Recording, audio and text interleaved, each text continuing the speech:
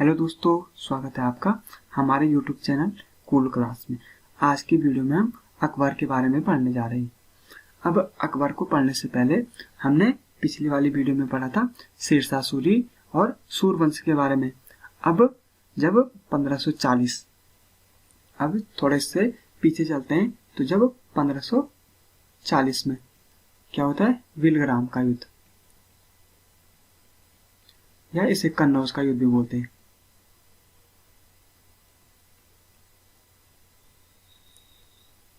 विलग्राम या कन्नौज का युद्ध होता है। किस किस के बीच होता है? ये हुमायूं और शेरशाह सूरी के बीच। हुमायूं और शेरशाह सूरी। जब हुमायूं और शेरशाह सूरी के बीच विलग्राम का युद्ध होता है तो यहाँ पे शेरशाह की विजय हो जाती है और उस टाइम आ जाता है सूरवंश 1540 से लेकर 1555 तक। अब जब 1555 में होता है, जो सूरवंश का अंतिम शासक रहता है उसका नाम होता है मोहम्मद आदिल शाह। अंतिम शासक किसका? सूरवंश का अंतिम शासक ये होता है मोहम्मद आदिल शाह। मोहम्मद आदिल शाह। अब मोहम्मद आदिल शाह का क्या होता है? बहनोई होता है सिकंदर सूर। सिकंदर सूर और हुमायूं के बीच में, इसके और हुमायूं के बीच में 1555 में एक लड़ाई होती है। 1555 में एक लड़ाई होती है जिसे कहते हैं सरहिंद का युद्ध। अब सरहिंद के युद्ध में क्या होता है तो कि सिकंदर सूर हार जाता है और फिर से क्या आ जाता है, मुगल वंश आ जाता है 1555 में। लेकिन 1555 के बाद क्या होता है कि 1556 में हुमायूं की मृत्यु हो जाती है सीढ़ियों से गिरने से। अब 1556 में क्या हो जाता है, फिर से हुमायूं का बेटा कौन हो जाता है? अकबर राजगद्दी पे बैठ जाता है। तो अब आज करेंगे हम अकबर के बारे में। अब सबसे पहले पॉइंट इसमें कि अकबर का जन्म 1542 ईस्वी में कहाँ हुआ था? अमरकोट कहाँ है? पाकिस्तान में। उस टाइम पाकिस्तान में हुआ था तथा इनके बचपन का नाम क्या था? बदरुद्दीन। ये काफी बार एग्जाम में पूछा जा चुका है कि अकबर के बचपन का नाम क्या था, तो अकबर के बचपन का नाम था बदरुद्दीन। अब इसमें नेक्स्ट पॉइंट है, सरहिंद विजय के बाद हुमायूं ने इसे पंजाब का सूबेदार नियुक्त किया है और बेरम खां को इसका संरक्षक बनाया। अब जब 1555 में क्या होता है, सरहिंद की लड़ाई किस किस के बीच होती है? सिकंदर सूर और हुमायूं के बीच। तो हुमायूं जीत के बाद क्या कहता है, इसको पंजाब का सूबेदार बनाते हैं। किसको? अकबर को। और इसका संरक्षक किसे बनाता है? बेरम खां को। क्यों बनाता है? क्योंकि उस टाइम इसकी उम्र रहती है मात्र 13 वर्ष। 1555 में इसकी उम्र रहती है 13 वर्ष।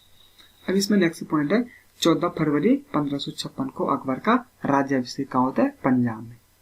ये इंपॉर्टेंट चीज है कि राज्याभिषेक कहाँ होता है? पंजाब में। और कब होता है? 14 फरवरी 1556 को अकबर का राज्य अभिषेक होता है। अब काफी बार एग्जाम में पूछा जा चुका है कि अकबर का राज्याभिषेक कब हुआ था। तो अकबर का राज्याभिषेक हुआ था 1556 और कहाँ हुआ था? पंजाब के गुरदासपुर जिले के कालानौर, यहाँ पे क्या है, कालानौर नामक स्थान पर हुआ था। इसके बाद नेक्स्ट पॉइंट है पानीपत की दूसरी लड़ाई। अब पानीपत की दूसरी लड़ाई होती है 14 फरवरी 1556 अकबर और हेमू के बीच में। और जो हेमू है वो क्या है? मोहम्मद आदिल शाह का क्या है? सेनापति है। कौन? हेमू, मोहम्मद आदिल शाह का। बात आई यहाँ पे पानीपत की दूसरी लड़ाई की। तो पानीपत की प्रथम लड़ाई हुई थी 1526 को।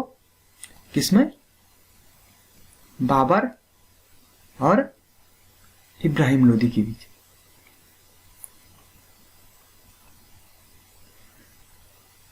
जो पानीपत की प्रथम लड़ाई थी 1526 को बाबर और इब्राहिम लोदी के बीच। अब पानीपत की दूसरी लड़ाई थी 1556 में अकबर और हेमू के बीच में। तो यहाँ पे क्या हो जाता है कि अकबर जीत जाता है।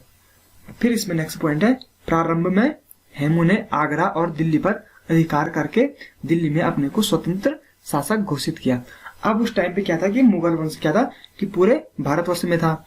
अब हेमू क्या करता है, प्रारंभ में हेमू आगरा और दिल्ली पर क्या कर देता है, अधिकार कर लेता है और दिल्ली में क्या अपने को स्वतंत्र शासक, मतलब मैं किसी के अधीन नहीं हूँ।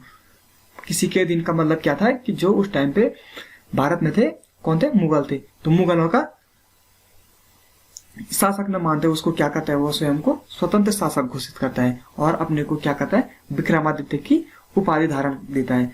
तो विक्रमादित्य की उपाधि किसने धारण की थी, ये की थी हेमू ने। अब इसमें नेक्स्ट पॉइंट है 1556 से लेकर 1560 बैरम खान ने अकबर के संरक्षक के रूप में राज्य की सारी शक्तियों का उपभोग किया। अब उस टाइम पे क्या रहता है 1556 तक तो क्या रहता है, अकबर छोटा रहता है, तो इसलिए बैरम खान उसका संरक्षक के रूप में रहता है और उसकी जो भी सारी शक्तियां होती हैं, जो भी एक राजा का काम होता है, उन सारी शक्तियों का निर्वहन कौन करता है उस टाइम पे, बैरम खान, जो क्या है अकबर का संरक्षक है। अब इसमें नेक्स्ट पॉइंट है गुजरात के पाटन नामक स्थान पर 1561 में बैरम खान की हत्या की गई। अब गुजरात के पाटन नामक स्थान पर क्या होती है, 1561 में बैरम खान की हत्या की जाती है। ये कभी कभी आ जाता है कि बैरम खान की हत्या कब हुई थी, तो बैरम खान की हत्या हुई थी 1561 में और कहाँ हुई थी, गुजरात के पाटन नामक स्थान पर। अब इसके बाद नेक्स्ट पॉइंट है अकबर ने 40 वर्ष के राज में, अकबर लगभग कितने वर्ष तक राज करता है, 40 वर्ष तक। क्या राज के दौरान एक महान विजेता, उसे क्या कहा जाता है, एक महान विजेता और साम्राज्य निर्माता की भूमिका निभाई और एक क्या कहते हैं, एक विशाल साम्राज्य का निर्माण करता है, कौन, अकबर करता है। अब इसमें नेक्स्ट पॉइंट है इसके साम्राज्य विस्तार में। आज इसमें साम्राज्य विस्तार, अगर हम बात करते हैं इसके साम्राज्य विस्तार की, तो सबसे पहला क्या है इसका, मालवा विजय। अब मालवा विजय क्या है कि अकबर क्या करता है 1561-62 में क्या करता है, मालवा के शासक बाज बहादुर को पराजित करके मालवा को क्या मुगल साम्राज्य में मिला देता है। तो मालवा की विजय कब होती है इसकी, 1561-1562 में मालवा प्रदेश की। अब क्या है उसके बाद नेक्स्ट है इसमें गोंडवाना विजय। अब गोंडवाना में उस टाइम क्या होती है कि रानी दुर्गावती अपने अल्प आयु पुत्र वीर नारायण की संरक्षिका बनकर शासक कर रही होती है। उस जैसे कि बैरम खान क्या था, अकबर का संरक्षक था, तो उसी प्रकार गोंडवाना में क्या थी कि रानी दुर्गावती, उसका छोटा पुत्र था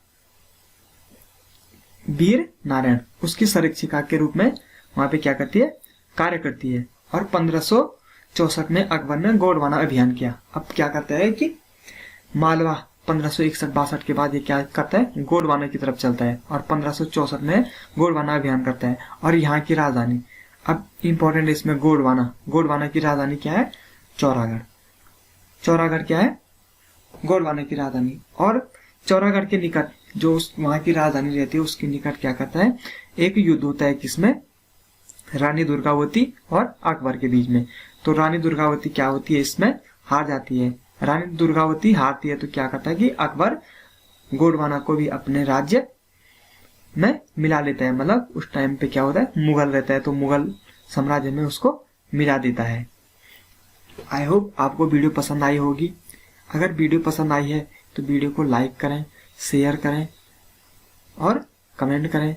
और यदि आपने अब तक चैनल को सब्सक्राइब नहीं किया है तो चैनल को जरूर सब्सक्राइब करें। कल की वीडियो में हम गोंडवाना से आगे पढ़ेंगे।